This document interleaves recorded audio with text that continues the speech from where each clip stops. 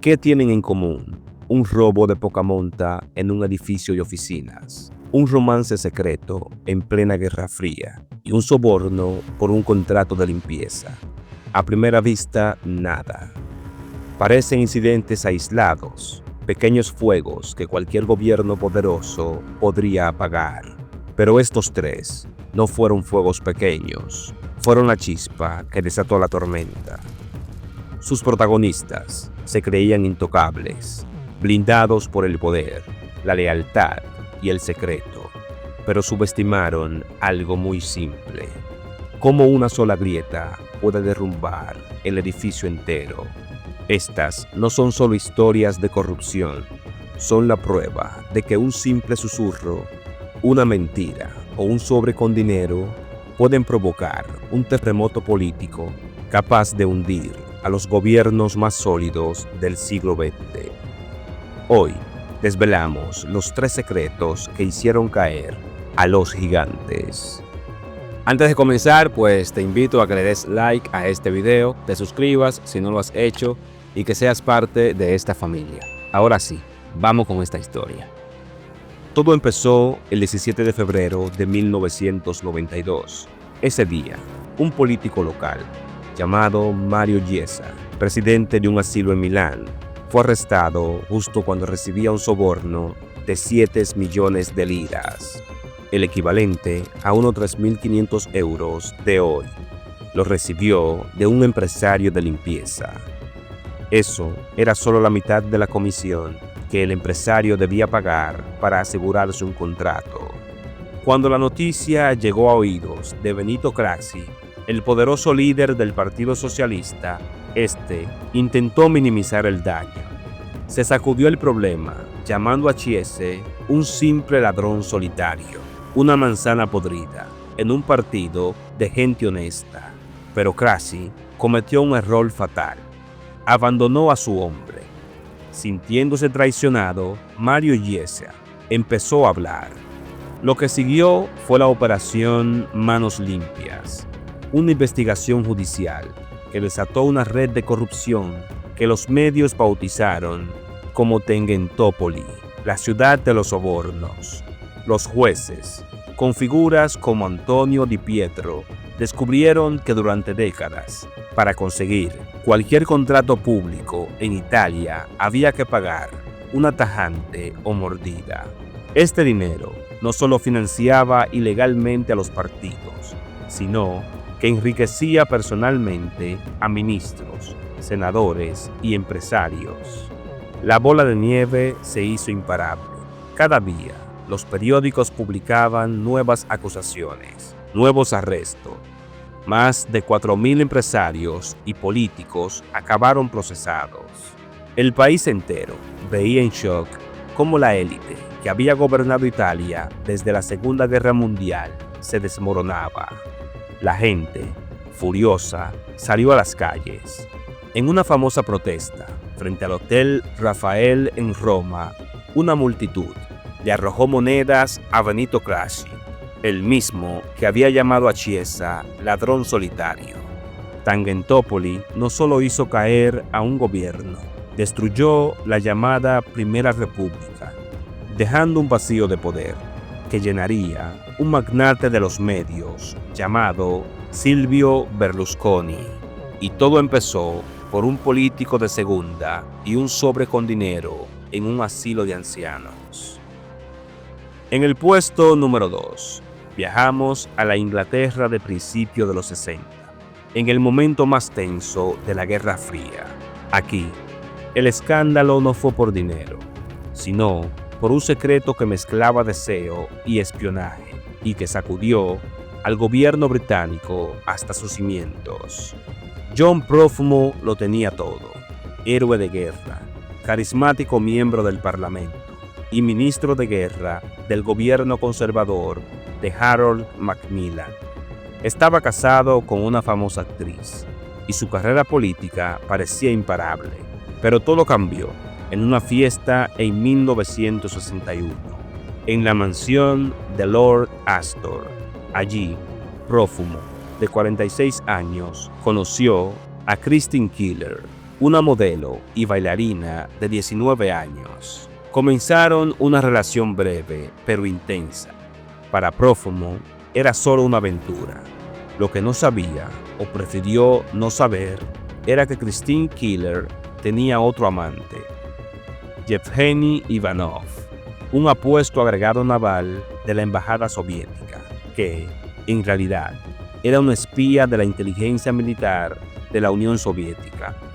El servicio secreto británico se enteró de este peligroso triángulo amoroso y le advirtió a Prófumo del enorme riesgo para la seguridad nacional. Que el ministro de guerra de Su Majestad compartiera amante con un espía soviético era una bomba de relojería. Prófumo terminó la relación ese mismo año, en 1961, y el secreto pareció quedar enterrado.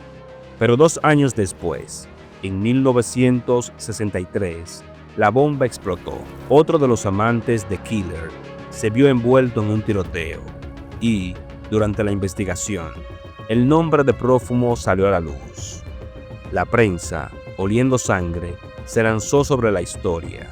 En marzo de 1963, John Prófumo fue llamado a declarar ante la Cámara de los Comunes y cometió el error que le costó todo.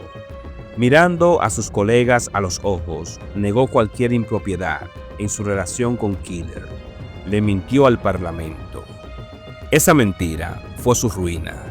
Durante meses, los periódicos no dieron tregua, publicando cada detalle sórdido. La famosa foto de Christine Keeler posando desnuda en una silla se convirtió en el símbolo de una clase alta en plena decadencia.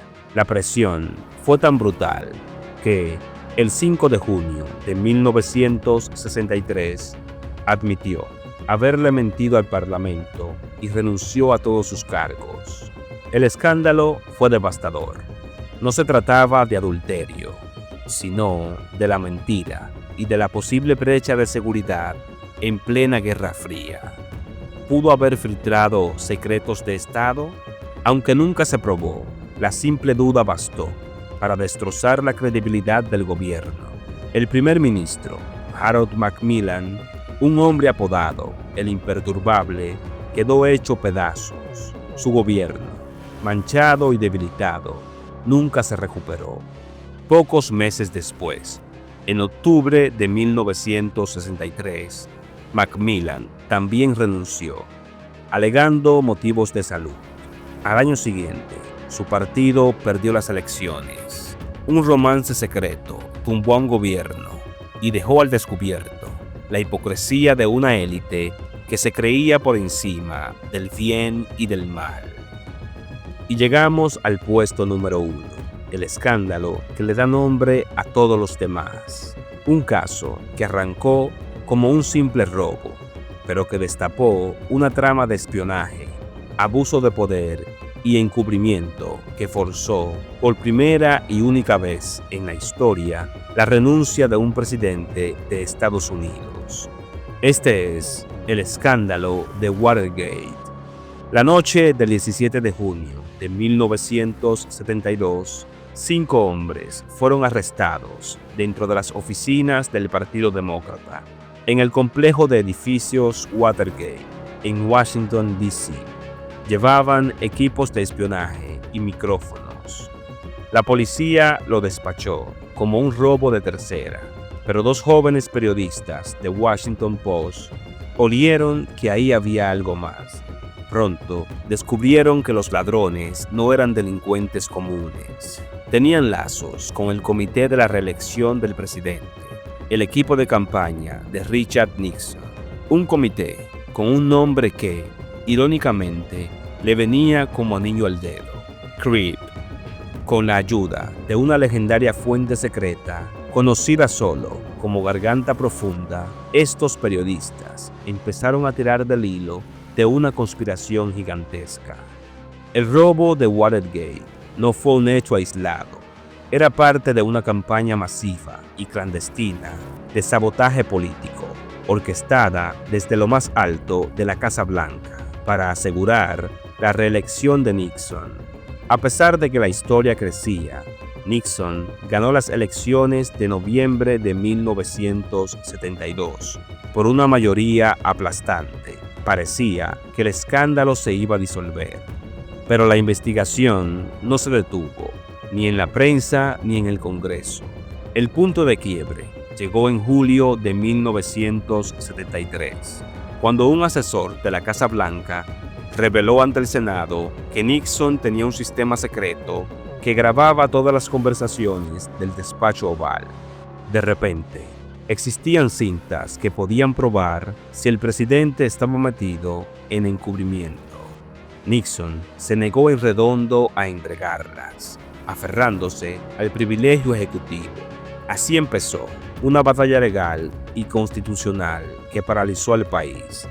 La crisis tocó techo en octubre de 1973, en un evento conocido como la masacre del sábado por la noche. Nixon le ordenó al fiscal general que despidiera al fiscal especial del caso. El fiscal general se negó y renunció.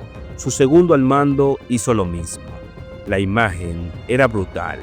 Un presidente en guerra contra su propio sistema de justicia para salvarse. El país quedó en shock y los gritos de juicio político se volvieron ensordecedores. Finalmente, la Corte Suprema le ordenó a Nixon entregar las cintas. Una de ellas contenía la prueba definitiva, una conversación grabada pocos días después del robo, donde se oía a Nixon ordenarle a la CIA que frenara la investigación del FBI.